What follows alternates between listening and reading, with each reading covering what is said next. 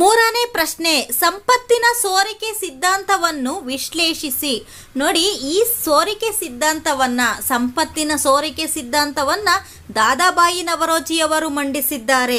ಇವರು ಭಾರತದ ಸಂಪತ್ತು ಇಂಗ್ಲೆಂಡಿಗೆ ಹೇಗೆ ಹರಿದು ಹೋಗುತ್ತಿದೆ ಎಂಬುದನ್ನು ಅಂಕಿ ಅಂಶಗಳೊಂದಿಗೆ ವಿವರಿಸಿದರು. ಇದೇ ಸಂಪತ್ತಿನ ಸೋರುವಿಕೆ ಸಿದ್ಧಾಂತವಾಗಿದೆ.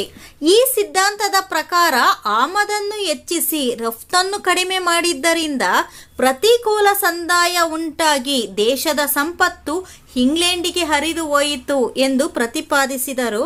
ಮತ್ತೊಂದು ರೀತಿಯಲ್ಲಿ ಹೇಳೋದಾದ್ರೆ ನೋಡಿ, ಒಂದು ರೀತಿಯಲ್ಲಿ ನಾವು ಭಾರತದ ಸಂಪತ್ತು ಇಂಗ್ಲೆಂಡಿಗೆ ಯಾವ ರೀತಿ ಹರಿದು ಹೋಗ್ತಿದೆ ಅನ್ನೋದನ್ನ ನಾವು ತಿಳ್ಕೊಂಡ್ವಿ. ಈಗ ಮತ್ತೊಂದು ರೀತಿಯಲ್ಲಿ ನೋಡೋದಾದ್ರೆ ನೋಡಿ, ಬ್ರಿಟಿಷ್ ಅಧಿಕಾರಿಗಳಿಗೆ ನೀಡುತ್ತಿದ್ದ ವೇತನ, ನಿವೃತ್ತಿ ವೇತನ ಮತ್ತು ಆಡಳಿತಾತ್ಮಕ ವೆಚ್ಚವನ್ನು ಭಾರತವೇ ಭರಿಸಬೇಕಿತ್ತು. ಹೀಗೆ ಎರಡು ರೀತಿಯಲ್ಲಿ ಭಾರತದ ಸಂಪತ್ತು ಇಂಗ್ಲೆಂಡಿಗೆ ಹರಿದು ಹೋಗುತ್ತಿದೆ ಎಂಬುದನ್ನು ಅಂಕಿ ಅಂಶಗಳೊಂದಿಗೆ ದಾದಾಬಾಯಿ ನವರೋಜಿಯವರು ವಿವರಿಸಿದರು.